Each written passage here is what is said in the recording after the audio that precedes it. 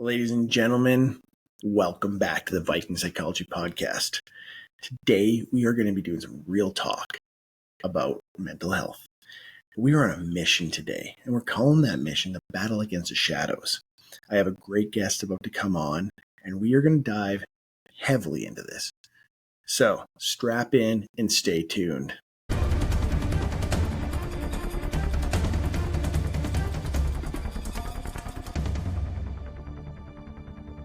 And welcome back. Today, I've got John from Wired Differently here.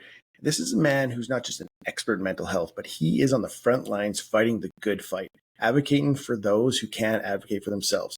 John, my man, thank you for being here. I know you don't need an introduction, but please introduce yourself to everybody. All right. Well, I'm an ex-military guy. I did close to 11 years, I believe.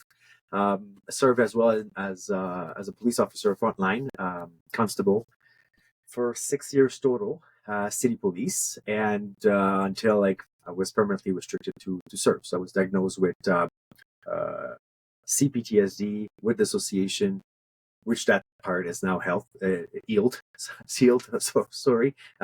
Then what else? Major depressive disorder. I got the ADHD that kicked in. There's people who have a lot of little letters at the end of their words, but I have the same. I get my name and I have all this freaking diagnosis. But what I faced with this, I think it's, or what I discovered is the stigma of not knowing around it. And while being sick, I live in a small town close to Calgary. I actually tested it in the town. I would go to the place and, because you go to the same shop, it's a small town, they start to know you, right? And one of the guys, where I always have good conversation, where I bought my dog food, looked at me and he's like, "So, how's the military police? Something you are like this, right?" And I'm like, "Oh, I don't work." And he's like, "Well, what's going on?" And I'm like, "Oh, I got PTSD." And then he took my box of food and he walked me out. And I did not take it wrong. It's just he did not know what to deal with. Like, what is this type of sickness? Because you seem to be fine. What is the perspective do you have in the world, and so on and so forth, right? What is this? And I mean, as much as we know what PTSD is, what has been transparent, what has been shown in the media is as veterans who are going nuts and killed. Yeah. And don't get me wrong, it did happen, but it happened more in movies than in real life, right? No, absolutely. So there's those things, and life is not all good, right? I think the population are pretty lucky to be sometimes naive on what's going on in our world. We're not like most of Canadian soldier, and I will guess here, but I'm going to talk for myself. We're better served in the U.S. than we are in Canada. They're treating people who serve better. No, I do agree with you on that. Like, I have firsthand knowledge that, like, even our drone program, we actually delayed it because they wanted to make sure they had the mental health people in place before these pilots had to go from video game of bombing places to their kids' soccer game within an hour and not having that decompression time. Like, we've taken the mistakes that the Americans have made and the British and everybody else, and we're trying to get ahead of it before it happens. So I agree with you. I think we are a little bit ahead of other places for mental health. But why I wanted you on here today is because I think that though we try to be ahead, I don't think we do a very good job. I know that, like myself, I also have been diagnosed with PTSD. And the first person I was sent to, a civilian head doctor, he didn't understand, to me, he didn't understand what military first responders, what we go through. Because he kept trying to treat it and he kept bringing it up, like a car accident. He's like, or sexual assault. And I got mad one day. And I'm like, well, a sexual assault victim or a car accident victim, they didn't ask to be in those situations. It happened to them. A soldier, a police officer, we put ourselves into that. Like, we knew what we were getting into. It just sometimes it was more than what we expected. Now, that's what I wanted to ask you. Like, John, what is the right type of help? So based on back is to each their own. But I don't think there's one way of doing it for people, right? And for the same reason, that's why you have various type of, you have EMDR, ART, you have talking about it over and over and over until you're totally saturated. You have equine therapy. You have, you can go to plant medicine, right? Which I'm visiting now, which I find extremely interesting. And personally, I was totally against it. I mean, I was against first weed, right? Because I arrested people for it, right? So I find that I was kind of a fraud to say now I'm smoking weed every night to fall asleep, right? So ethics and so on, I don't believe it.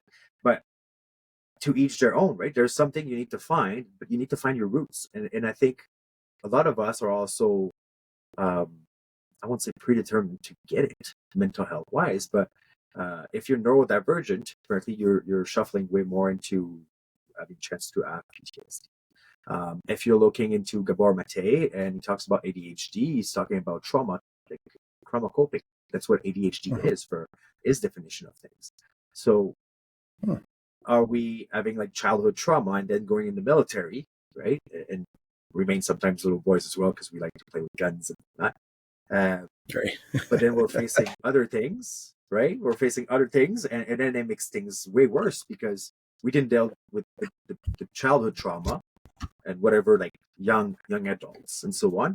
And then we're breaking most of the things that were making you to be perfect for the service. Now, obviously, things change, right? The military changed with the time, and it's probably not as pushy as it used to be, and so on and so forth. But we have rights now in the military and whatnot since I think 2001 or 1999. I'm not quite sure the date, but so I don't think there's a perfect map. 2001. There's not a perfect map to tell us what it is for you, what it is for me. I think we need to discover it, right? But it would be great that we have guidance, right? There's a program called the BOS program that has just been released. It's from Dr. Megan. I'll give you the name after. I'll find it. She's a very good. McElroy. I think that's the name, but don't quote me on this. And what she does is before operational stress. That's what it means, BOS. And she's trying to teach, like, the signs that you have to see. So people don't wait 15 years, 20 years, 30 years to ask for help. Because those jobs, trauma will have it. It comes with it, right? You see what you should not, like what the rest of the population should not see. The military, you go to war, you go in places that are not necessarily the same as what we have here, different culture, different way of living, and sometimes it goes against our own values. And for first responder, you deal with the 5%, 5%, whatever that is, that are the crisis people, which that's what you deal 24/7 with. So it's not necessarily a big trauma like you were talking about, an accident, right? A collision. They try to not call it an accident anymore because an accident would mean it's not your fault, right? So it's a collision, apparently they call it. Anyway, but I think it's cut, like you're cutting yourself a million times a bit with what you're exposed. And with the military is when what they teach us very well is to not feel. Feeling is not important. And it's not. Truly, I don't think it is important. You go to war, you need to have your brain into the black and white. Like, am I under, like, am I a threat, or am I under threats, or what it is, right? To make that decision and carry on, versus like something that would happen at home, right? Like I can have compassion and empathy and so on and so forth. But that's my personal view on things again. So we are constantly, and trauma can be as small as being yelled at, right? There's something that people need to understand as well. There's no measurement, right? It depends how it affects you. And what is your state of mind during the day, right? Like if someone never been into the screaming aspect, right? Never been screamed at and so on. So now when they get screamed at, they shut down. That's their coping mechanism, but they're in full on avoidance from shutting down. They cannot interact. They cannot talk. They cannot, So, but that's a coping mechanism that you have due to trauma. So to unpack all of this, you need to have someone who knows how to talk our language, which I do believe it cannot be a brand new social worker, brand new psychologist, therapist, whatever you want to call that. They cannot be brand new, right? They need to have somewhat of a background to be exposed to what we're being exposed. For their own health, that's the other aspect. Because I don't know for you, but if you hear trauma stories 5 times a day, 5 hours a day, it's heavy to carry. You have only your trauma to carry, and we're having our own diagnosis. Imagine the person who listened to us. And no, and I now fully agree with you on that. Yeah. I actually know a story of she was a head psychiatrist at the prison in Drumheller there, and so all of her workers would it was mandatory that they came to her and would have a session once a month, and she ended up having a breakdown because she wasn't mandated to talk to anybody, right? Yep. So she ended up falling into that trap. Because you're right, you have to have somebody to talk to you. But what also gets me is it feels like it's now a business. Do you know what I mean?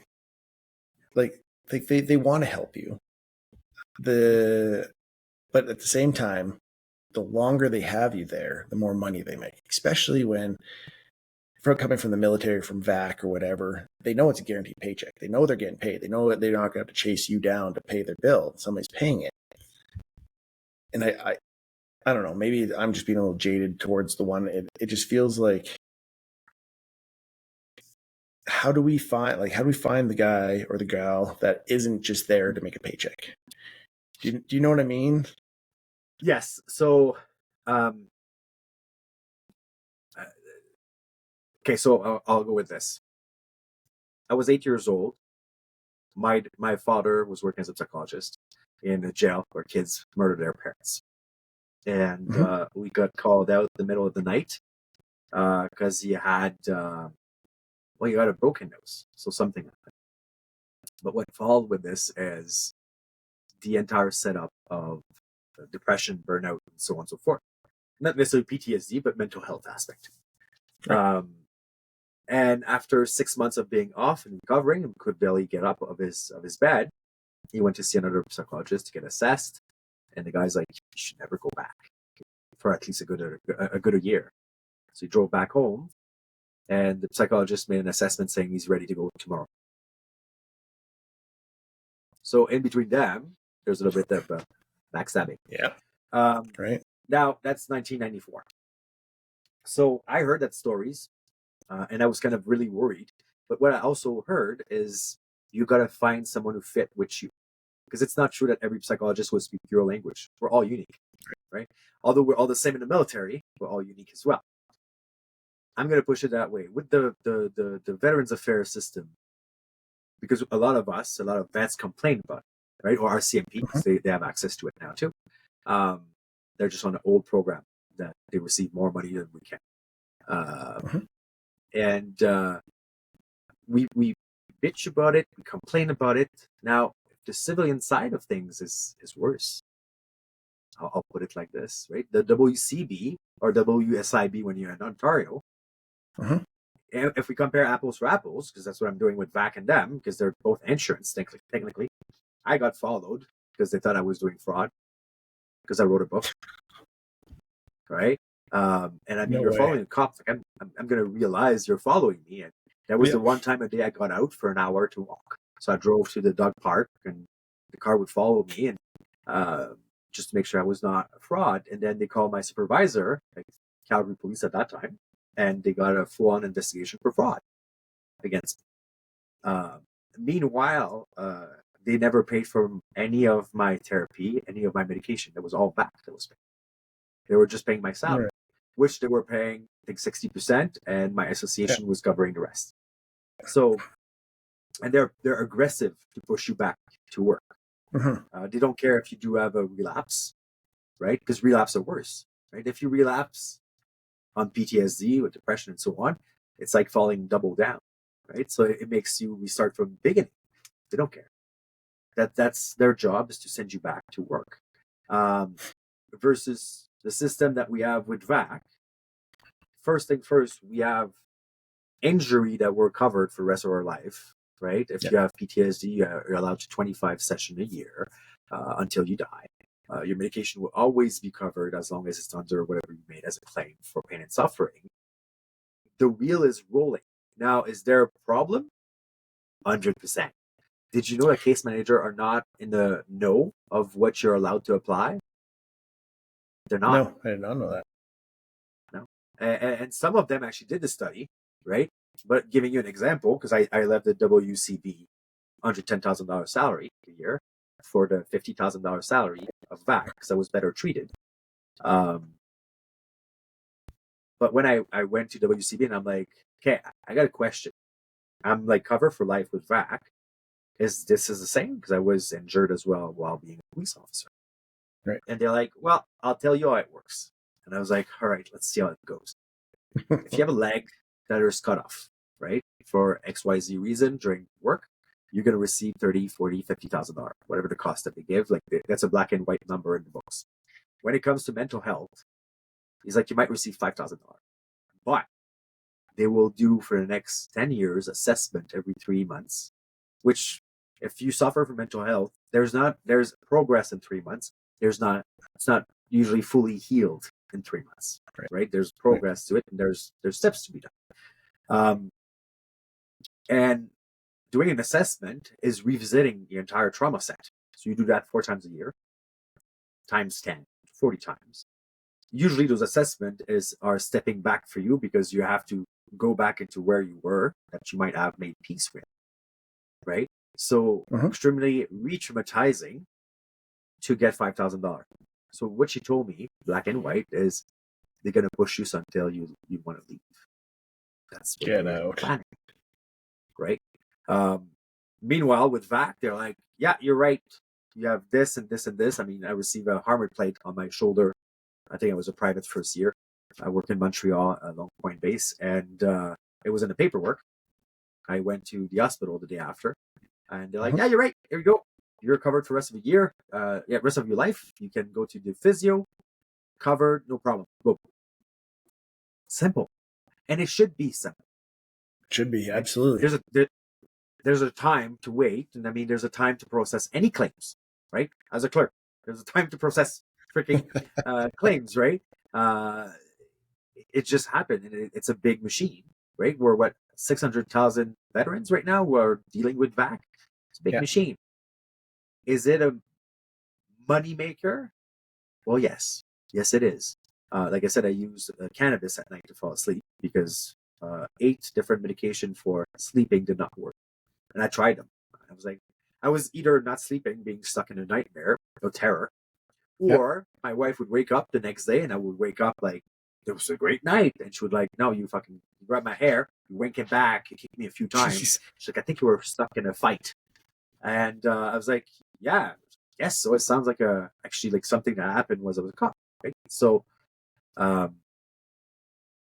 so we had those medication were not back. She's like, you don't take that pill again tonight. I'm not getting beat up, right? While you sleep. Yeah, no shit.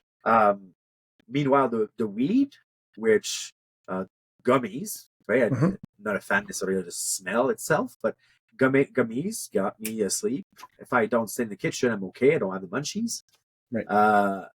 The first year they gave me 30 grams, which is, I probably use 10, 15 grams a month.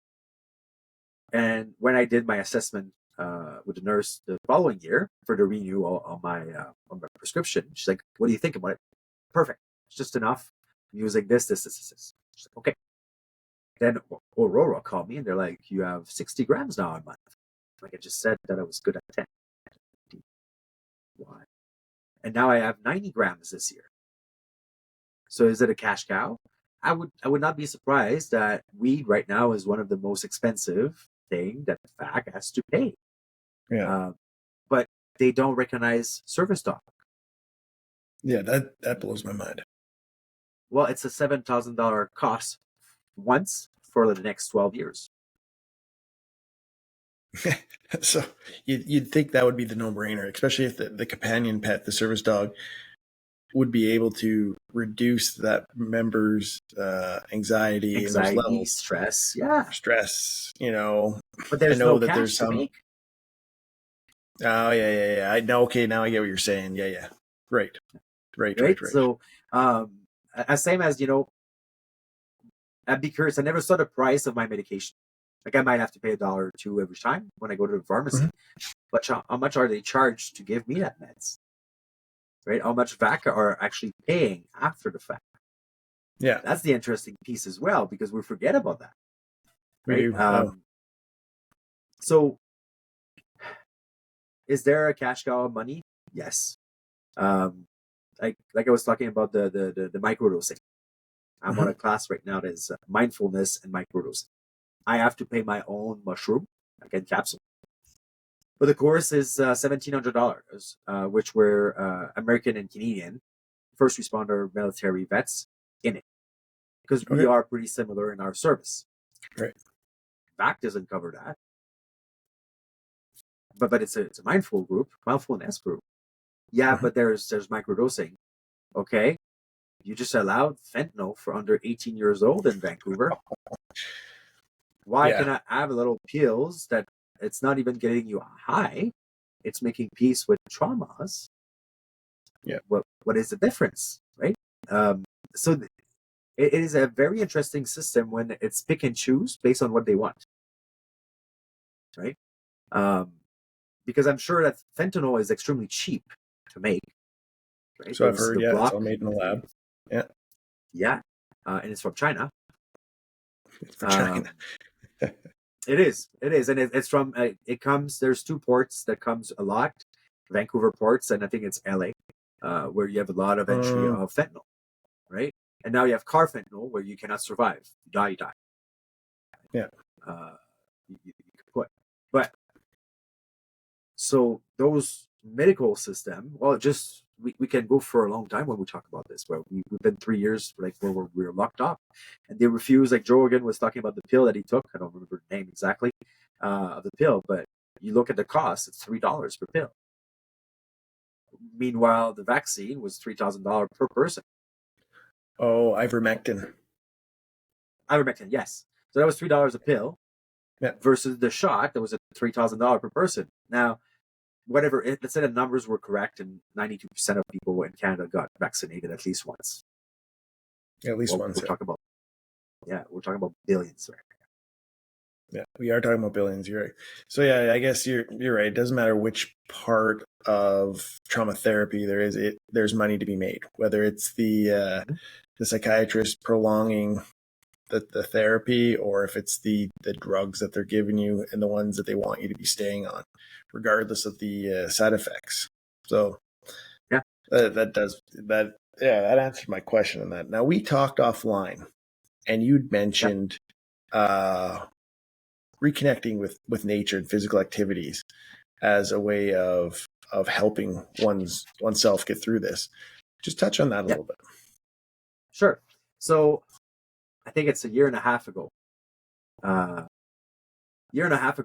found myself still in my house. I would not leave much. I would probably stay in my little town, go to grocery in the odd hours where there's nobody, so I don't interact with people, and still Mhm. kind of working into getting out again. So the kind of first thing I've done was to put myself outside barefoot, 2 feet in the snow, freezing, and then doing breath works, right? Which Okay. would bring me right back home. But the pain of my feet being freezing would stop the pain here.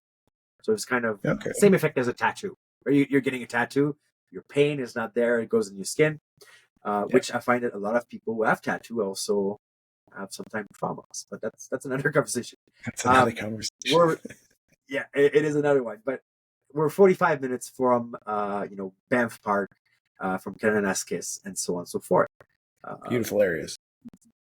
Yeah, no, I totally agree. And it's, I mean, we used to see the mountains from here, but um, we would go there because first my salary had been cut off of half, so the activities we could do were not as grand, if you want, that we could. but going outside is fantastic. So it would give us a good workout. We could put a baby in a backpack, and uh, here we go. So I enjoyed those time all the time.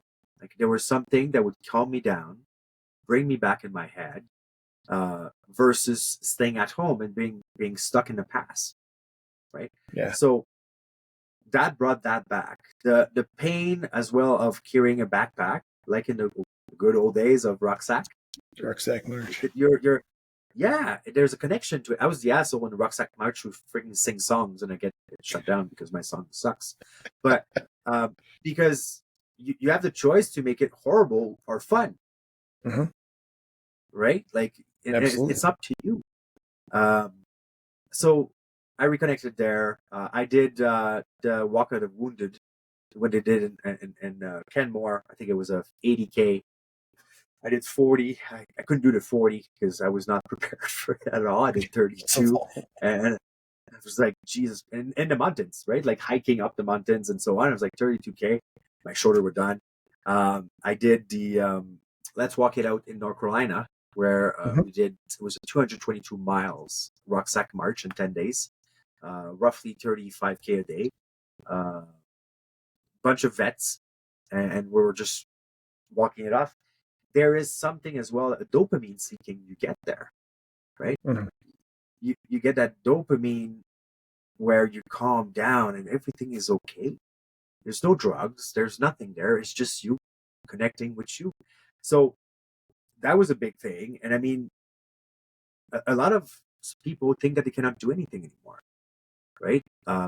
Because, well, now I don't have the same salary, or I find that I'm stuck at home, I don't want to get out, and so on and so forth. You can still do big things and have fun, staying in a place where your brain doesn't go hyper vigilant or hyper aroused.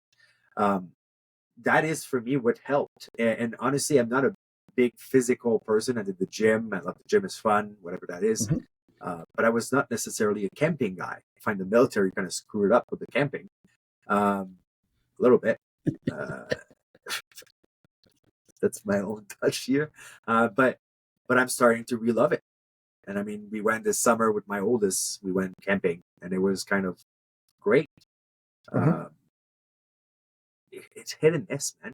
I think for me it worked, and I figured that others would work for them as well. There's no correct path, but those walk, when I look at them, I was never necessarily alone doing them. Yeah, that's a good way So to the put it too. camaraderie, the brotherhood, the group aspect. Yeah. When we did the Canadian Walk for Veterans that Chance Burrows used to run or represent, I couldn't walk in Calgary because I had like those flashbacks from whatever some of the calls I was in. So it was Right. getting me so stressed out. So the first year I organized with Grant from Honey Badger. We Right. Yeah. did Kenmore to Banff and back, which was 55 kilometers in one day. Jeez, that's a good walk too. It was a good walk, and it's in the mountains again, right? It smells Yeah, it's good. beautiful. Yeah. So we did this, and the camaraderie again that we had, the conversation we had was amazing. I mean, the third year we did it, Brent was not there, but there's now people, a civilian who followed us, who came with us. They Mm-hmm. wanted to hear the story and see the different type of mentality we have. The guy beside me who I walked with, which was kind of funny because he's like 6'7", I'm 5'7", way taller than I am, is a guy that I met in a murder scene when I was a cop. And he was telling a story at one point, talking about someone who had been killed. And I was like, wait a minute. He's like, I think he said Mike. I'm like, is it Mike so-and-so? And he's like, yeah. I'm like, I was the first cop on that call. And he went home that night and he looked through his paperwork, and the witness statement was signed by me, like No 4 years way. after. No way. Yeah, which now we're great friends. But all it comes down to when I look at this is that camaraderie that I think somewhat I personally miss from the military. I didn't see the brotherhood in the policing world, right? It's not the same family at all. And I mean, I recorded as well on my podcast this week with a Toronto coppers, and he said, "Brotherhood is gone." Yeah, It's I far. actually saw that post waiting for you to come on tonight, and it hit me because I feel that way with the military today. Because switching from the Army to the Air Force, that's where I'm at now. I feel with the changes that we brought into the forces, that brotherhood, that camaraderie was one of the things they really tried hard to get rid of, right? Yeah, And it like hit, like his words were like we're hitting home because you're right. Without that community, without that brotherhood, sisterhood, whatever you want to call it, yeah, it makes it lonely. It's a lonely place, especially when you're dealing with the type of trauma that that we do. Like whether you're a police officer, an EMT, a firefighter, or a military member, the shit we see, you need to have those like-minded people around you to make sure that you're not seeing it wrong. Like when you have like the chats like that you and I are having, that you're not alone. There's somebody yeah, else who's been there, and he pulled himself out of the hole. Do you know what I mean? yeah. And it gives you hope. That's the other Yeah. thing, right? So you see someone. Okay, I have two friends who went to do a ayahuasca, and for one who don't know, is you drink a plant. It's usually South America. Let's go with that, or Mexico, because Mhm. it's illegal in North America. And then you have vision, you have purging, which is usually puking or pooping and whatever that is, and then you reconnect with yourself somehow, right? Right. It's short form here, but it's a Yep. few nights of practice. And when I met them again, there was something so light. Like, where's your anger gone? And I was like, okay, where's your ready to go? Right? Like the military built us that way, right? To be ready to go, something happened. That's why you're there 15 minutes in advance, ready. Right? Yep. And he's like, gone. I'm like, I want to get rid of that thing. Yeah, I would love to go back to that. I won't say naive, but just not having that. We might That get into a fight. anxiety. Like, Yeah. yeah, yeah. So um, hearing this give hope. Hearing a guy like, let's say, like Seb Lavoie, who has that Teflon mindset. Oh my God, does he Uh, ever? yeah, and I mean, I have a few friends like this around, and I'm not not that guy. The guy who overly feel, I find stuff, and I would say it's probably the ADHD or neurodivergent kind of side of person that I have, where people say empath. I just think I can feel whatever I feel, and I feel others.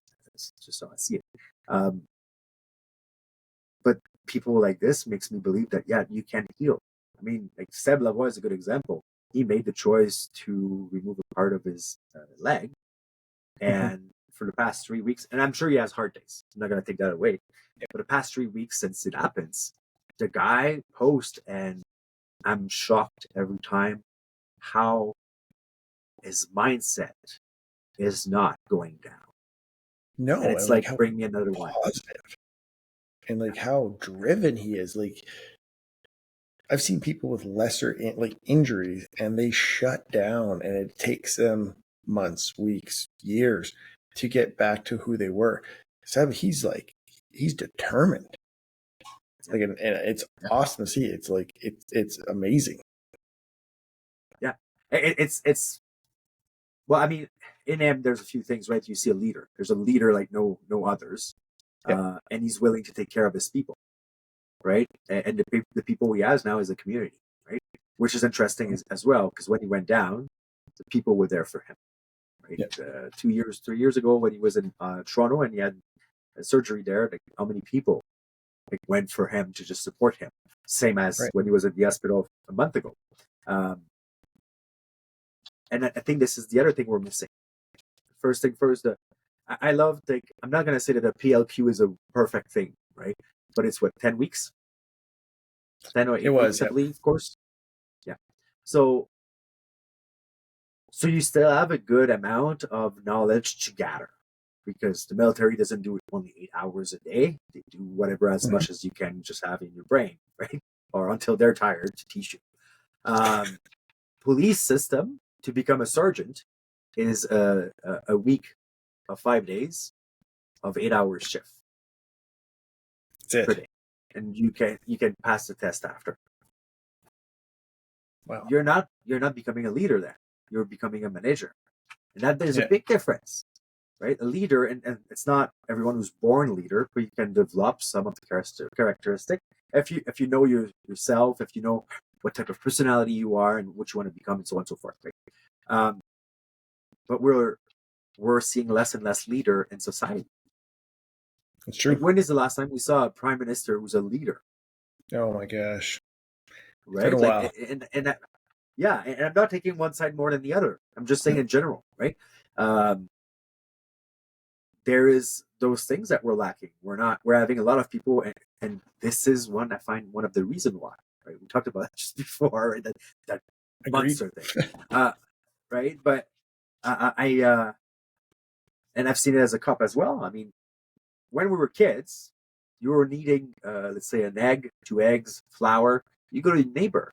You don't go to the grocery store, right? Because you were close enough that, you could borrow an egg or 2 eggs, and then whatever you get the eggs, you just switch it off and everything is good to go. I was surprised to see how many people are calling the cops to say, the music is too loud. Go talk to them. Yeah, I know, right? That's insane. Yeah, there's no communication. Now, if you don't have communication in general, it makes life pretty impersonal, but pretty lonely, right? Because I believe that solitude is a good thing. Solitude should be your best friend, right? That means that you're sitting very well with yourself. You're very not very happy with who you are, but you can be alone and still not going crazy or having the need to have a phone or interact or whatever that is. Now people cannot be alone because they have their phone, right? If they want to be brain numbing, they're going to scroll for hours. And count me in, I do it, right? There's days where it's a bit shittier, so I just scroll on, baby. But there's days where you need to be a bit more aware, right? Like, we have kids, that's another thing. We need to interact with them, but we need to teach them what is to be a good kid, having good manners, having good, and because they have access to all that material now, I'll tell you this. I mean, and I swear, I was swearing way more when we were offline, but this. English is not my first language, and I learned English in the military, right? Like, I failed it in school. I had to do summer class for English and so on and so forth. Now I can barely write in French. And if I speak to my parents, sometimes I look for my words and I sound more like an Acadian using like English words in the French, like verb tense and so on and so forth. Right. Yeah. So we're missing that communication. We're missing that interaction. We're missing teaching that and going down the road. Not only that, we're missing the time because life is expensive, right? It is. Yeah. We've seen it in Alberta. It went super high and then it's going down. But there's other places where it's still super high and it's not going down. I mean, Vancouver will always be a good example. It's one of the most expensive places in the world to live at for what you get. Yeah. Right? Absolutely. So, and I mean, what does it bring more? So people need to really have 2 parents now or two adults working to pay mortgage and make needs. They're talking about like bringing up the minimum salary at $22.75. I remember being here in 2004 when the salary was $5.75. I know. All right. I remember 20 getting years a ago. $5 an hour job, and it was amazing. Yeah. And now you're raising this. The problem that's going to come with this is other price is going to go up, right? Yeah. Same as grocery and so on and so forth, right? So there's a lot of things there that we have to look because we are in a society who just talk about having stuff, right? And we touched that just before pressing record. We're in Alberta, so big trucks, right? The oil field is a big thing, and it works well. And the guys works hard. I'm never going to take that away. But it's all big house, big thing, and what is being happy, right? Is it buying those stuff? I think that's superficial, right? And that's my own thought again. And I mean, you have a big truck, great. I mean, I did buy a freaking 4Runner. I cannot go do off road because my wife says I'm going to break it, right? Which I'm like, but it's a 4Runner. It's meant for this. Or the off road. Yes. It's like you have a Jeep and you don't have like those big tires. You need to go off-road, whatever that is. But we are missing sometimes those parts, right? Because we're getting dizzy with those purchases without realizing what it is. People are just trying to fill that void, right? They're just trying to fill that void with stuff. Yeah. Because it's like we're lost. Like, and I agree with you on the communication thing. I work with some young people between 18 and 21, and they can be on their phone, and they can text, and they can make Instagram posts, and they're easy at that. But when you get them in front of a room to talk to people, they can barely read off a sheet because they're not used to talking to people. Or you get them on the phone, like you call them, and they don't know how to talk on the phone. They stumble over their words, they're nervous, they don't know what to ask for. It's like, but if I was asking you to text this, you would give me a paragraph. And they're like, well, yeah, that's how I communicate. I'm like, well, but you can talk. We need you to talk. Yeah. Right. And like, as well as, I mean, how can I say that? You know those keyboard warriors? Oh, yeah. And there's a bunch of them, right? Like, that's another thing, right? Like, we didn't have that. And if something had to be dealt with, you got to speak or you got to punch in the face or somewhere, which it would clear off the conversation. Okay, we're done. Carry on. But now, because it's on the keyboard, it will last like weeks, months, because I freaking hate it. Did you just sit with the person? And that's the other thing, right? We are not welcoming different opinions. No. I don't care that you have a different opinion. I will learn from you, and I want to learn, right? Mm-hmm. Same as whatever we're facing right now. Let's say we're talking about the trends aspect. We're facing whatever the change of the educational system for the kids, where sexualization is so high that liberal versus conservative, which Canada never been that polarized. No, if never. We're looking, it's been a long time that we've been that polarized. We always been in the middle, right? Like, and it was, yes, it was conservative was voted in, or liberal. You were still in the middle. It didn't matter. But now we really went into a system where we're pushing things where we need to hate people. Yeah, and I don't want to hate people, right? Like, I mean, it takes a lot of energy as well. Far right. Yeah. And it's kind of you should, well, I mean, we can use the same words to push things, right? Like, if you want to use the example of the vaccine, because it was just so perfect in Canada, right? It was a small fringe minority was the word that was used. It was bigots, people, and usually misogynistic if you're not vaccinated. I'm like, well, okay, I have a hard issue. I legit have a hard issue. I couldn't get the vaccine. But if you look at my list of shot that I got in the military, and prior when I lived in Brazil, I have 4 pages. And we all, most of the military guys and gals, all have 3 or 4 pages of vaccine. Because if you remember in the boot camp, when the medics were coming with like 2-3 medic and they were just shutting your arms, we got all of them, right? So, and I'm not a bigot because of that. I have health issues. I don't want to have a stroke. So, and now it was divided, right? It was full on division from directly the leadership. Yeah. So people didn't even care about what you had going on. It was they were told that you were wrong. Yeah. Right? Yeah. And it didn't matter. And that I found that the weirdest, that was probably going to be the weirdest time of my life.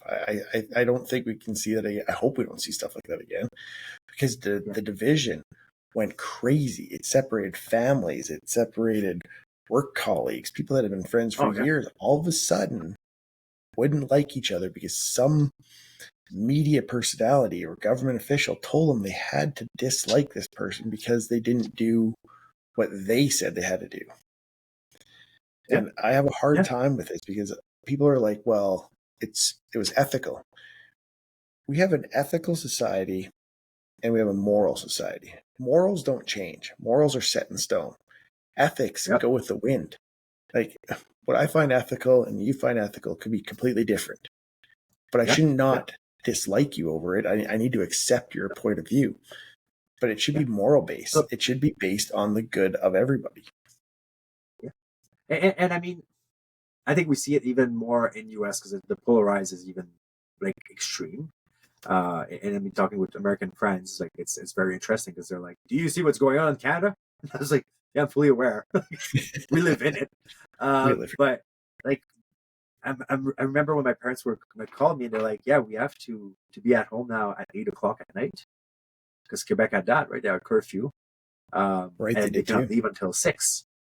My dad's like, "There's 800 old people living in the village where we live," and he's like, "You're part of them, by the way," but he's like, "We cannot go walk outside."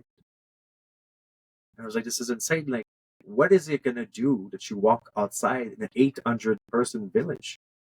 Nothing." Yeah, it doesn't even make sense. Like, even for your health, like I would love to know, like mentally, what's gonna do. Go. I mean, we could actually break that down like extremely, but it's punishment, right? When you were, when you were confined barracks, it was not for your It was health. a punishment. It's because you were in trouble. Yep. Yeah. Yeah. Right. It So fucked with your head. yeah, but it did, like, I think, to a level that people were not prepared to, because if you look at mental health now, and although it's a fad, I find that mental health and saying you have PTSD is a big fad. Mhm. I've heard it a lot in the policing aspect, and not from police officer, because only 5% in Alberta, I think it's 5.2% of police officer will come and say, "I need help." But it's also a men place, like the military, right? There's way more men. Men don't speak, right? And I think the Nope. military, we did speak to an extent because now we were confronted to be under the same roof for so long, right? So you kind of break those barriers. So you won't speak out loud into an officer that you have this and that. But in your little group of friends, yeah, the conversation goes a bit further down. Policing wise, the stigma is extremely high. And if they don't trust you, they won't come back you up. Right. Now Yeah, it becomes that's scary. dangerous. That is Yeah, dangerous. Yeah, that's scary. but that's Like the difference with the military, right? The military, you have no choice. Let's say you and I don't agree, and we have to dig a trench. You're gonna pull your weight. I have no doubt. We're gonna dig that stupid trench. We might throw jokes back and forth because we have to work together, and that's just how it is. Absolutely. Versus the police, I was seeing it very as a civilian side of things. Oh, I don't want to go there because I don't trust the cop there. Oh, I don't like him, or I don't like her. I've heard those things, and I'm like, but it doesn't change shit. Yeah. We're a team. We're not a team. And I got told in the police, we're not a team, we're a line. They removed the word team in the groups. Wow. Right? So you're a line mate. So it changed everything. And I mean, you can go further with this, right? Policing in Canada have what they have for promotion. It's called negative example. So someone screw up, you're going to destroy their career. And I was one of them. Within 6 months, I was in the street. And I got told, like, later on, that's what's going on. I got put into further, not supervision, but probation for having an ND. And I mean, ND with the marksmanship that all followed things, camera was on and never lied, all was okay. But someone went and got a promotion using me and destroying me that way. And I had to change from district because, I mean, the things that were said, like at the end, apparently I'd shot my foot with a shotgun in a police car. And my partner, when I switched to a different district, they were like, "Okay, you got to tell me what happened because I've heard this. I'm like, if I'm missing foot, like I wouldn't walk." Yeah, right. It makes sense. You see the toes? And I'm like, yeah. And I'm like, I followed what my senior officer said to me, and I just took the blame for everything. But I know the same friend that happened with his firearms, and he got a tap on the wrist, and that was it. Meanwhile, I had 9 months of probation and being told you might not go back, and we might charge you with 5 counts of criminal. And I had to get the lawyer of the association. He's like, it won't go there. But if it goes there, you'll be retired for the rest of your life. We're gonna sue them. And I'm like, I just started the job. I left the military that I love so much for this, I don't want to be here anymore. Right. And this is what I mean by, leadership is kind of missing as well. I strongly believe, and I mean, I worked for good people in the police. I'm not going to take that away. I had good surgeons. I had good example of good cops. I've seen the bad cops as well, but the people I work with, they were good cops. But it was nothing compared to who I work for in the military. Like and again, I had a two-sided in the military, and the bad and the good, and I've seen like in Borden, I've seen the Prezi, when I worked in their office, shredding all the French people leave pass for Saint Jean Baptiste. Like they give every Anglos on Quebec Day a day off, and the French people had to work. I've seen that, right? So I mean, it's not great, but I think that the people I have faced as leader in the military were the ethics was better, the accountability was better, and it was more a black and white mentality. Man, that's crazy because you talk to people that are in, the military members feel like they're so hard done by. And rightfully so, like the grass is always greener, eh? And myself, I always thought the police force had it probably way wired tight better, like, having each other's back, the Brotherhood of Blue, like you see on TV shows. And you know what, I am naive toward that because it is just TV shows that a lot of us base what it is to be a police officer. And in that same caveat, the mental health, for police officers is way better. Like you even go to like diehards and movies like that. They were talking to the head shrinks back in those days, like in those movies in the 80s and 90s.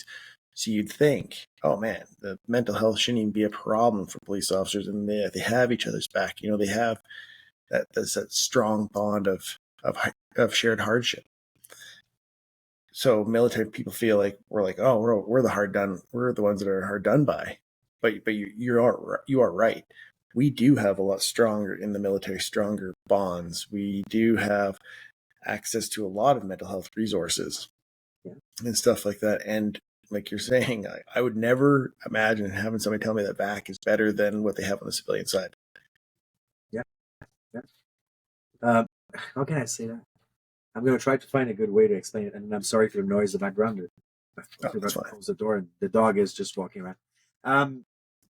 So I'm going to look at it differently.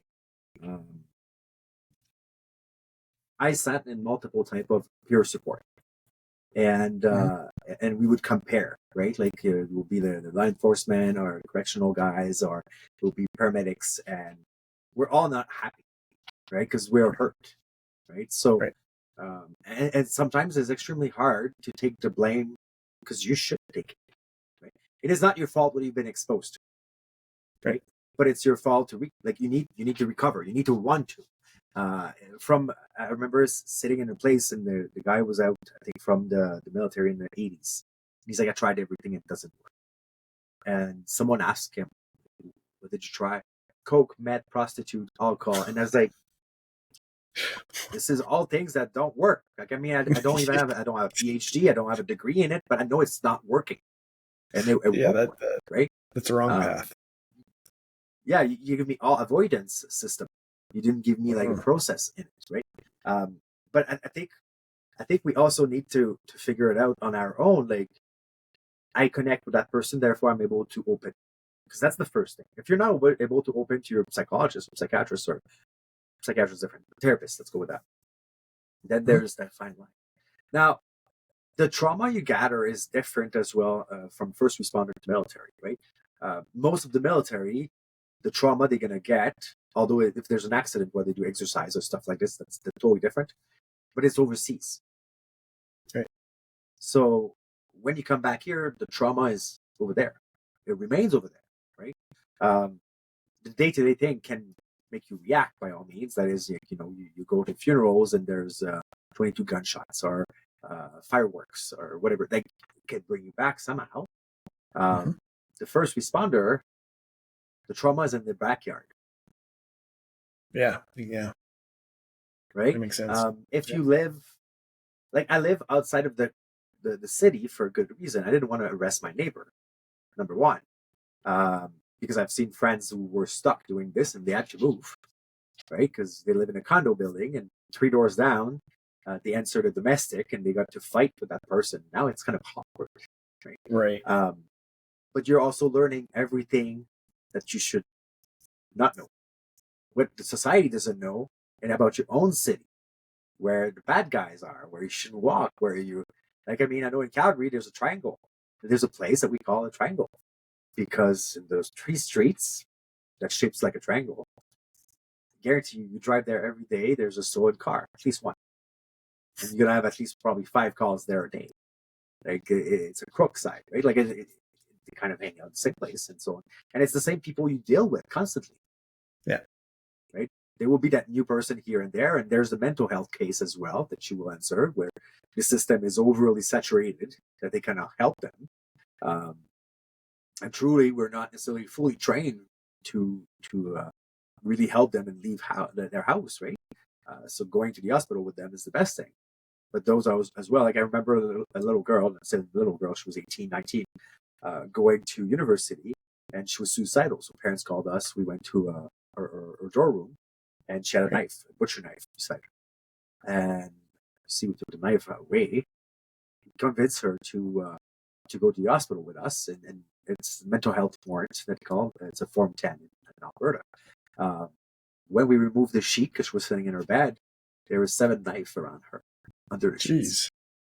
Right? So, like, if you're not aware, it can go south extremely fast. Right. And that goes for firefighters and paramedics. The only difference is they don't have the tools we have around our belt, right? Firefighters are big groups, so usually it's different. But paramedics are too. And people are assaulting them like it's insane. So I think there's a different type of trauma right there. And I've seen it. Like, I've been to calls where my partner, she's like, I cannot walk in there. And I'm like, why? She's my hairstylist. Oh, kiddo. I can't, right? So I cannot speak to that person there. And then you have also, you realize how people are, I won't say moron, but they cannot speak, right? So they will call it domestic. And I've been there where, well, my wife did not put enough salt in my rice. So you call the cops. So, like, we're here for this. And there's probably someone who should be answered, like, before you, because it's a domestic call. We got to go ASAP. You have to because go. Domestic is a big thing, right? Right. So, yeah, so there's a panoply of things that you open your eyes on what's going on, really.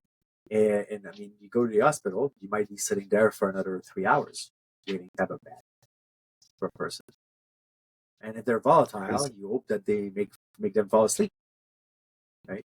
I mean, Calgary was known for people doing fentanyl and going to Tim Hortons because they would die, and there would be people there who wonder what the hell's going on, and then revived, and then they redo it.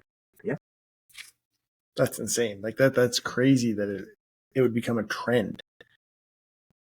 Yeah, like that. Yeah. That's a harsh reality, and that's a lot of the things that people don't understand when they wonder why police officers, paramedics, firefighters are getting the PTSD and the mental health issues that they are, because again, most people's only time they ever see anything military or that is the news or TV shows. So they know soldiers are having it, though they see the combat footage over in Afghanistan, Iraq, or anywhere like that, or the Ukraine. So like, oh yeah, we accept that soldiers are getting it. Yeah. But we hide so much in Canada of what first responders actually have to deal with that people are like, oh, are they really getting it? Is it real? Like, it can't be that hard to do that job.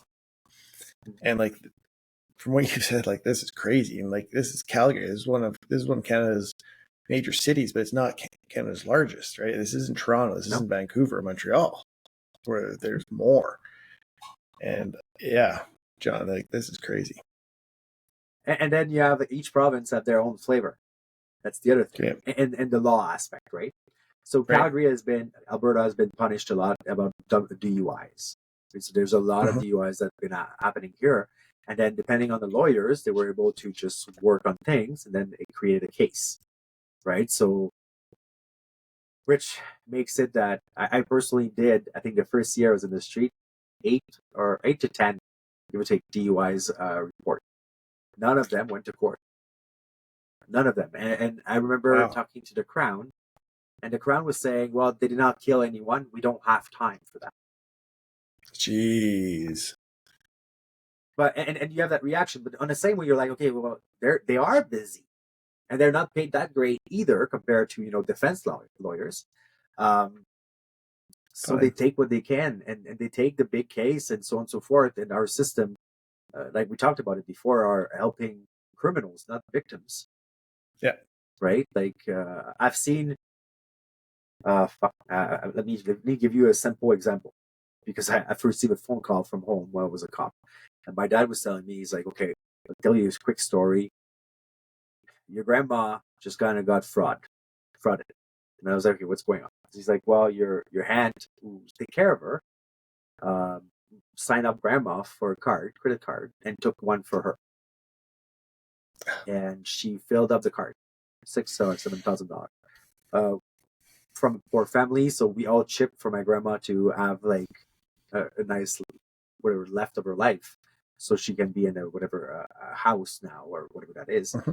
But $7,000 is a lot of money for someone who doesn't have money, right? And he's like, what can we do? And I'm like, well, it's elderly abuse, it's actually fraud, it's there's theft, and so on and so forth. There's various things you can go for. And he's like, okay, so what else do we need? I'm like, you need to have grandma to say that she's not agreeing with it. It's like, it will never happen. Well, like, Canada works that if you don't have a victim, you don't have a crime. Right. And I think that's where it differs with US. US can actually have the officer can charge and just say, this is not okay. The victim doesn't want to speak, but there's something here that has to be brought up. Right. So obviously at that point, in that case, nobody got charged because nobody knows. Right. Yeah. My grandma will never set on fire her family. Right. Which sometimes it's good to keep people accountable. Agreed. Right.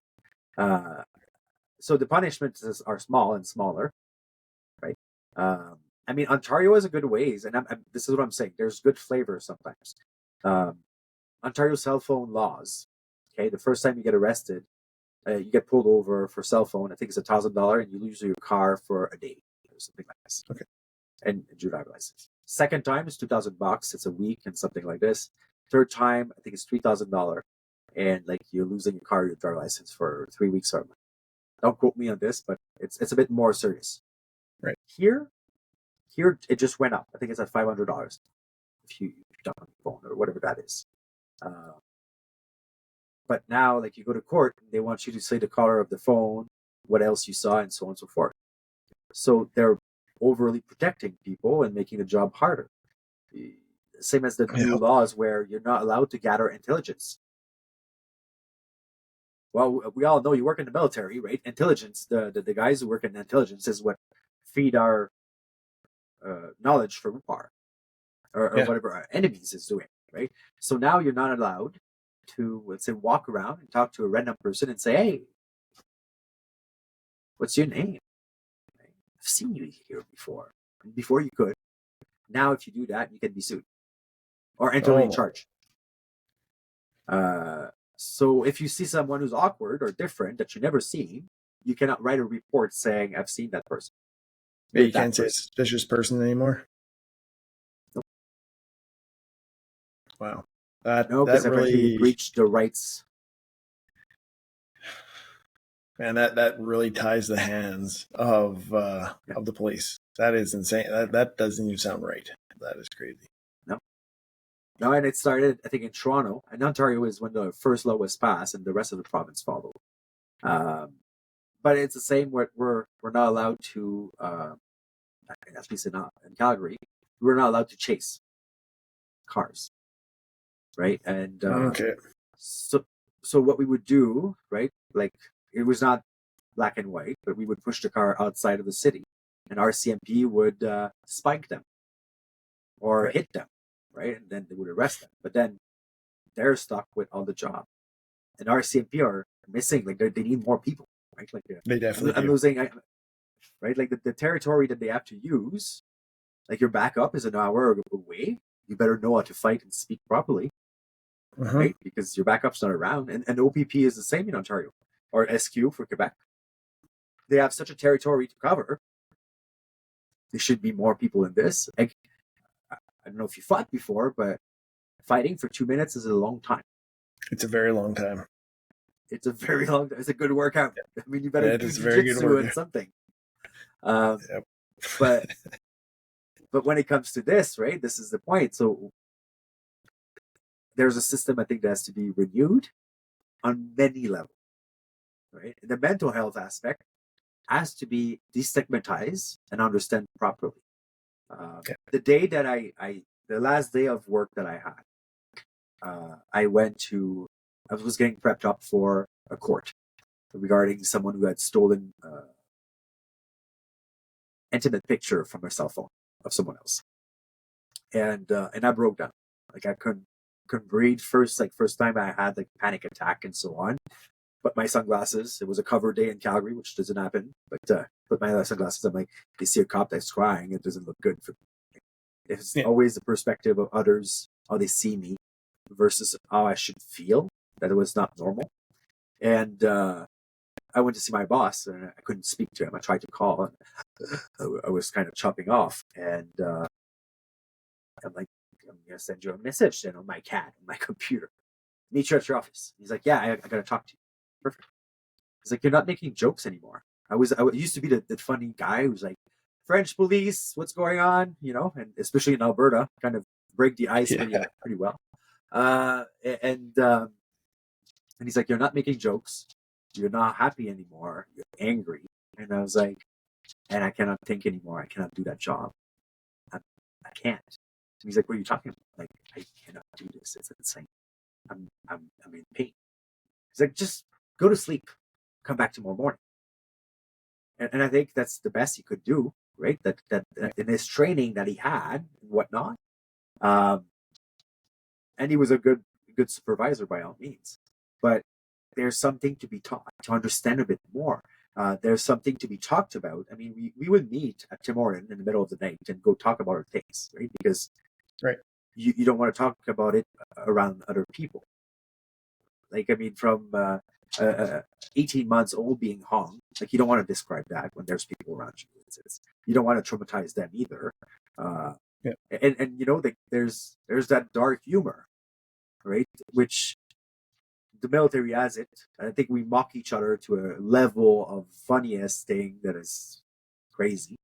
The policing thing, it was different. I remember, like, one of my first partners, like, did you see how he blew up his head? And I'm like, no, come with me. It's crazy.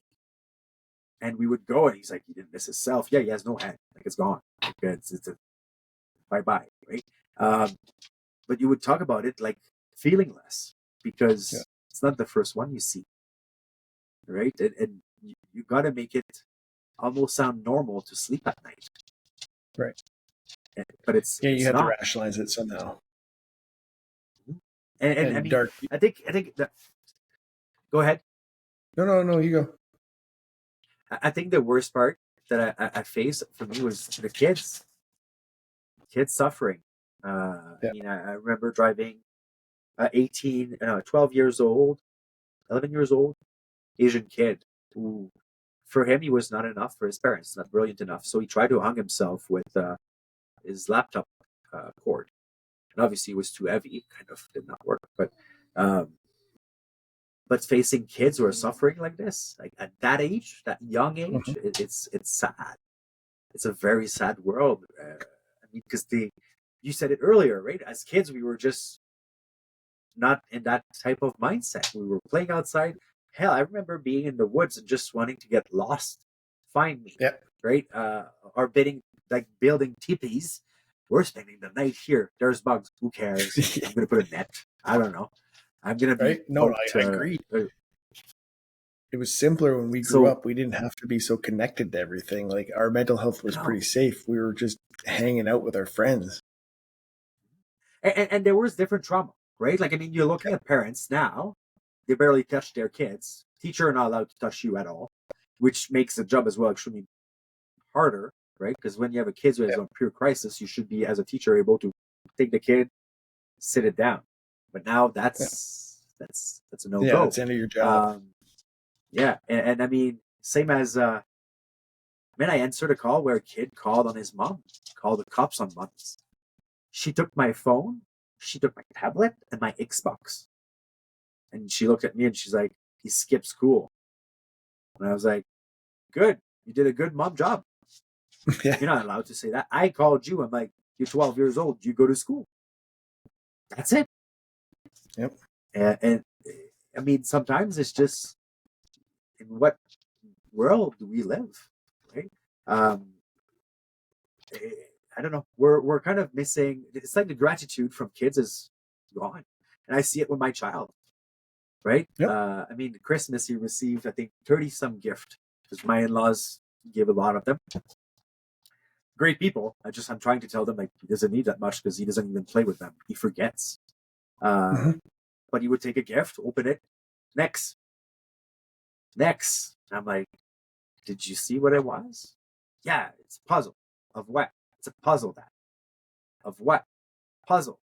And it's almost like it should be granted. Right? Where, okay, well, I'm flying home next week. You're going to draw a drawing for grandma and grandpa. And they're going to have that as a souvenir. And you're going to make a little bracelet if you're, because you're in the phase of making bracelet with elastic. And you're going to do this and we're going to give it that. Why would I do that? Because they send you stuff as well. So you give, they give, you give, they give. It just goes like this. It's normal. And it's not necessarily just gratitude. Just be happy. Give them something that they remember of you, right? We don't have that. Or it's lacking sometimes, right? I don't think I'm AWOL as a parent, but as well as who your kids hang out with. It's true. What are they exposed to? Like, are they exposed to Call of Duty at 6 years old? Maybe not the right thing to do. Yeah, but it's weird because they do point the finger at the parent, but honestly, with the amount of time we get to spend with our kids nowadays, like they're at school for 8 hours and then extracurricular activities with their friends, they're exposed to so much stuff that we have no control over. But yet, if the kid turns out a little rotten, the first person they point that finger at is the parent. Oh, they weren't there. They're absent. It's like, well, we weren't absent. You just didn't tell us what you're exposing them to. Yeah, and now, I mean, I don't know if you heard the last speech from the NDP, who are in bed with liberals, obviously. Parents have no rights over their kids. Kids have rights. Oh, I know. That's insane. And I was like, where are we living? Right? But it's the same thing where Calgary had for the longest time that you cannot protest that trans are reading stories to kids. Like they had it was now a bylaw in Calgary that you're not allowed to do this, to go against that. I mean, have you ever seen a stripper telling stories to kids? No, right? I've been to like bars at night where they have like the trans, how you call it, the drag queens. Not trans, it's not drag queen. Sorry, wrong thing. But and I've seen the shows, and it makes sense. It's adult show. It always existed. It's been freaking forever, right? Where they dress just different. And that's it, and it's a show. But kids, why do we have to expose kids to such a sexuality, right? Because weird. That could be trauma as well down the road, right? Like I've seen videos in New York where like they have little kids who are being grinded on by like adult male. That's weird. Yeah. And then again, if something bad turns out, it's the parents' fault. Yeah. You gotta blame someone. You cannot own it. Yeah. It's something you said earlier that caught me off guard because I never thought of it that way. When you're going in for some of this help and they ask you about your childhood, and I've talked to other people and they get all mad, right? They're like, well, my parents were fine, they weren't perfect, but whatever, but that's not what I want to talk about. It's, this happened overseas, this happened here. Never once explained that, maybe it didn't affect you then, but having some of the childhood trauma going into these situations made it, they affected each other. Yeah, and when you brought that up earlier, I wanted to mention something, but I've just been thinking about it. It does make sense, like what you're saying. And now, if we are doing this to our kids, we're giving them these things, these anchors, which maybe they're fine with now, but we don't really know because we don't know. But what's going to happen 15 years down the road where, they become the police officer, the firefighter, the soldier, and something happens and that triggers it. And now this childhood trauma that we force them into, like as these parents that are making their kids do this stuff, all of a sudden now they shut down because something small happened in the future or big, and now they're just they're done, right? Like, it does make sense now why they do ask you about things that could have happened as a kid that even myself, I thought, like, that's irrelevant. Like, it doesn't matter, if I got in trouble from my parents and, I got put in the corner. Like, what does that have to do with, what I saw overseas? But you're right. It did have something to do with it. I just didn't know. So you did not that's interesting. Link. Yeah. It's interesting you brought that up because it's something I'm going to think about now. Well, so I'll put it that way. I truly believe my parents did the best they could. And I mean, again, they are both therapists, or used to be.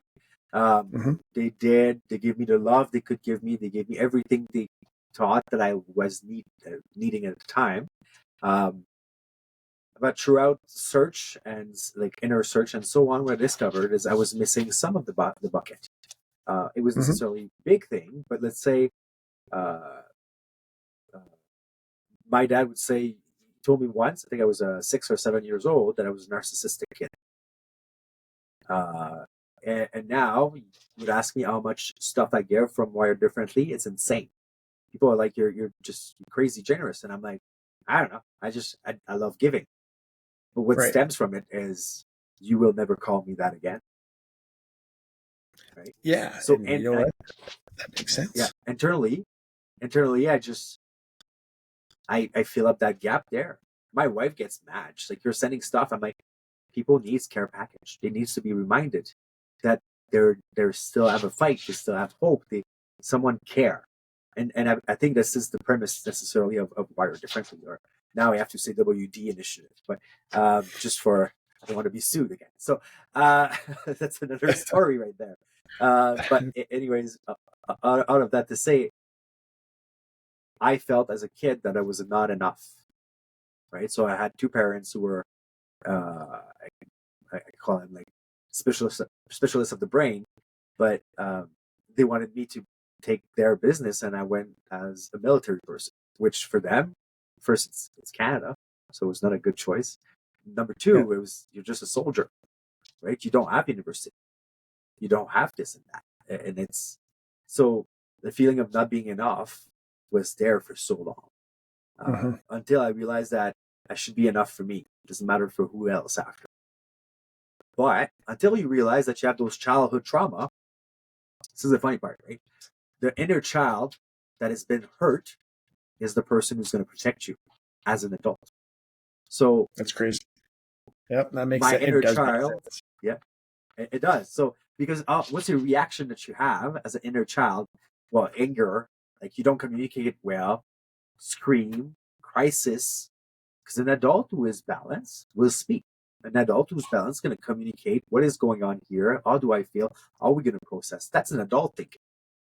A child thinking doesn't process things the same way, right?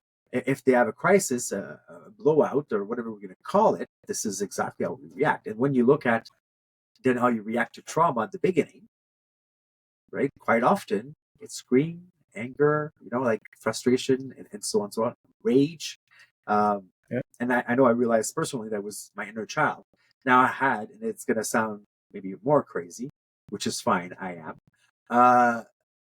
I had to tell my inner child that he's safe now. And that my adult person internally did not need to be protected by my inner child. Right. The adult was now protecting the inner child. So the trauma as a kid kind of dissipated, and it removed a lot of trauma and nowadays that I had, because I dealt with the roots of it. Which is the other thing. You need to be dealing with this, because if not, you're in the same circle. The other thing is, I believe that we deal with the trauma that our parents did not deal with. What do you mean? Well, we don't fall off far from a tree. Okay. Right. So if I'm looking at, and it might be just in my case that it works, but I'll put it that way. My dad went through his stuff at 43 years old. I went through the same shit at 31 or 32 years old. That's when I started to really go down. So I caught myself earlier than he did. Right. And right now, what I make sure is I'm going to be fully out of this, so my son doesn't go through it. The older one, because the older one saw me, and that's more personal, but I'm going to put it there. The 18th of September, and I remember like it was yesterday, I had to call back and ask for help. Not for me. My son of 5 years old at that time told me that he wanted to be killed. And I mean, I never, like, did I spank my kid? I did. Did I scream when I was sick? I did. And what he was telling me is, Dad, when I was 3 years old, and he has a very clear memory of everything. It's like you were screaming a lot. And he's like, I just want to be killed. I don't want to be here. And as a dad, it was a hard one. Yeah. But I realized then that I affected his life for sure, right? So to involve VAC for, I need support. I need someone who's going to help my kid there, because he's has a ripple effect of how angry I was. And he's an angry kid, like, because he saw me, I guess, screaming and being so angry. When something doesn't work well, that's how he is. He screams, right? So now it's rebuilding that kind of muscle memory that for him, when he's angry, he needs to scream. Okay, well, we're going to build a language. It also keeps me accountable for me speaking when I'm angry, right? I think at the beginning of Wire Differently, I wanted to help a lot of people because it made me serve again. And that was extremely important for this. Absolutely. Right? Same as this podcast. It helps people. It's fantastic. It's exactly what we sign up for. We sign up to help people. And when I got told you cannot wear a uniform, I was like, what am I? Because that's all I know. Serving is what I do. So Wire Differently was perfect. I could support people. What I also realize is if I'm not ready to support me, how can I be helpful for someone else? Yeah. Exactly. And not only that, then I'm a fraud as well, because I'm not able to heal me, but I'm trying to heal you. So I had to take a step back, and I've done it, I think, a few times. If you look throughout the Wire Differently, whatever posting, there will be probably once every 6 months where I'm like, okay, I'm taking a week off of social media, because it's giving you a toll. Because I'm not a therapist, so yeah, I need a break, and because I jump in the pool, right? You're my buddy. You're suffering. I feel that, and I want to help you. I take your side 100%. So keeping myself accountable on my own health was another thing that I discovered later on. Because if I were just helping others, I can tell you my relationship was going south here. Yeah. Because I was taking care of people that could join online. I was not helping me.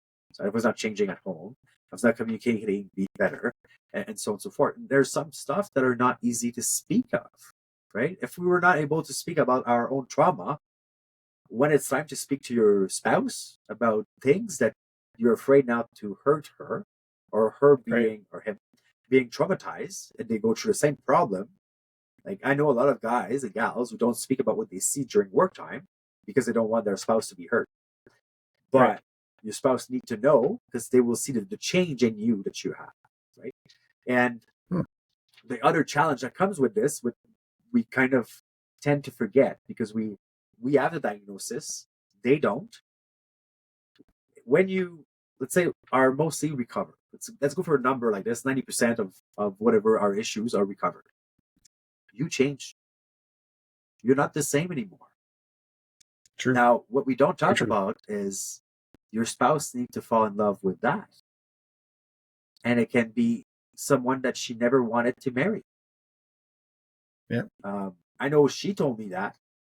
She told me one day, she's like, I don't know if you realize, but I have to fall in love with you, and I don't know who you are.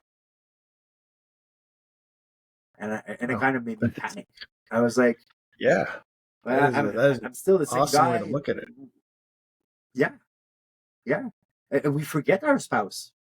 We totally forget about them. And they're the one, I love our brotherhood in the military. We can, someone you will serve with would call you 3 years later. You have not seen them. You would give your hats off. You give your jacket to them, so on and so forth. Count that in. But there's someone who sees you even more than them, than that brotherhood. And that's the person you live with. Yeah. Right? The person who's going to see you, because in between us, even if we're sick, we're going to still make jokes around. We're going to deal with it differently. She's the one, or he's the one who see you breaking down at home alone when you have no energy for nobody, especially yourself. She's the one, or he's the one who, like, I had to picture that one day where how much she had to suffer through it to see the person you love so much suffering and you cannot do anything. And you don't recognize them in that sickness either. Right. And I will always say, PTSD is not a reason to piss poor behavior. Right. Right. This is not the reason.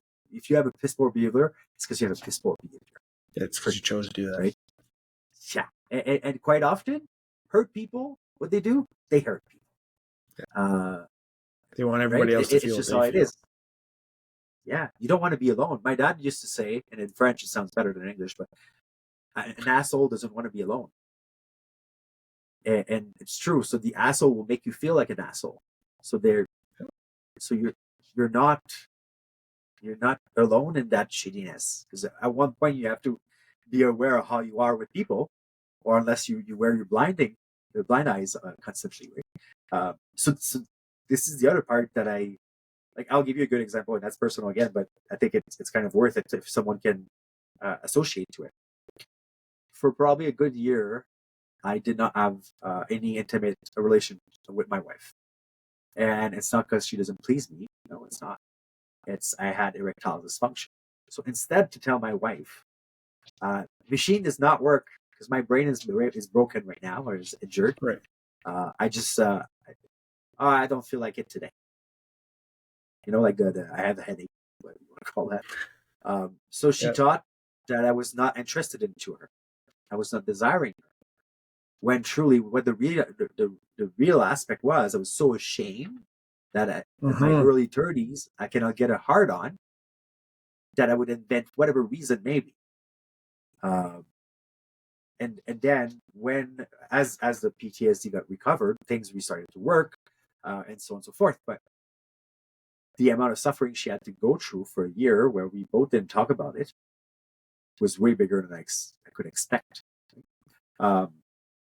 So the communication is a big thing. I think it's actually the first step. You got to talk, and that is not to a therapist. Talk to a friend. That's a good point. That is good. Wow, John, this has been an amazing talk. Honestly, we've got to do this again. We've hit a lot of really good points and stuff like that. And I don't want to end it, but I got to end it.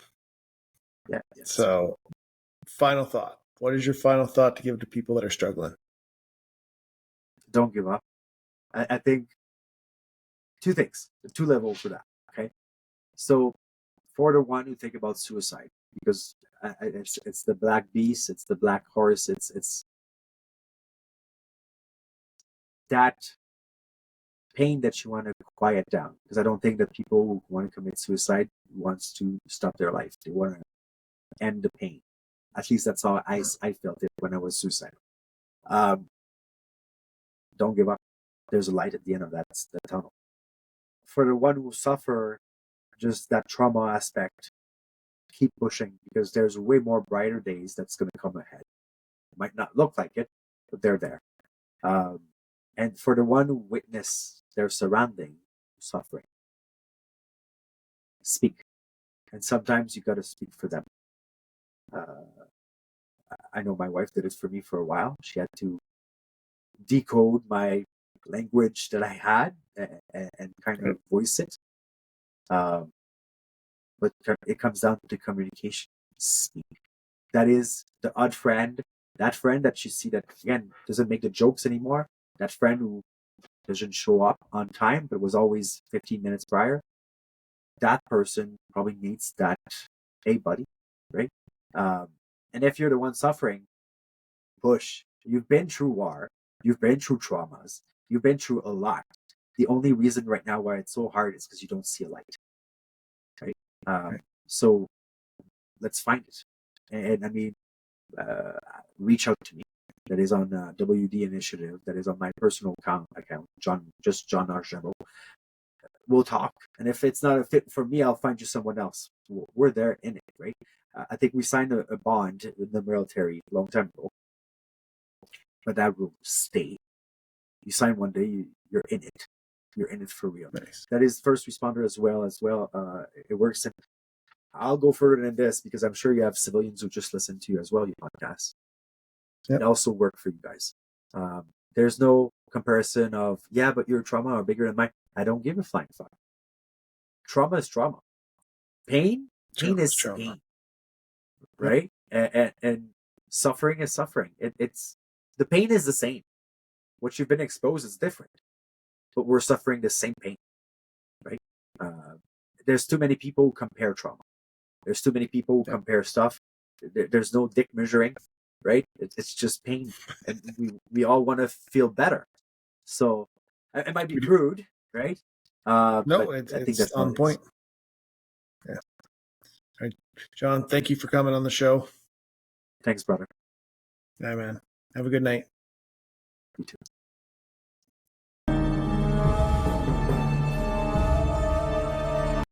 That was an amazing talk. And before I let you guys go, I think I got a stoic gem here. It kind of be the icing on the cake for this episode. It's not that we have a short time to live, but it's that we waste much of it. That's Seneca. Whereas remember, your mental health and your well-being is key. Without that, you're never going to be able to get off the X. Without that, you're never going to be able to enjoy the life that you deserve for all that you've sacrificed and all that you've built and all that you've done in your careers and all that you've given to the communities. If you don't take that time to find that balance and to find that help, you're never going to get to experience what you deserve. You're never going to know the fruits of your labor. Let's say it like that. All right. I'll leave you at that. So remember, you guys, if you'd like the Viking Psychology Podcast, follow us on Instagram, like and subscribe to us on YouTube, share with your friends. A share means more than you'll ever know. Stay connected, stay resilient, and stay Viking strong.